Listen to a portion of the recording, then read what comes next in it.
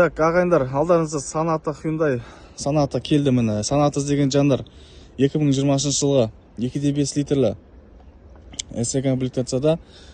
Бұл енді бізде 67 мың миль жүрген екен. 67 мың миль жүрген. Бұлайша көп емес деп ойлаймын енді. Осының жерінде кішкене сынған жерлері бар. Вамперді жасауға келеді. Қараңыздар. 2020 жылғы бізде Sonata'лар қанша болып отыр Қазақстанда. Міне осының жерлерінде потолокта айырбақтары атылған.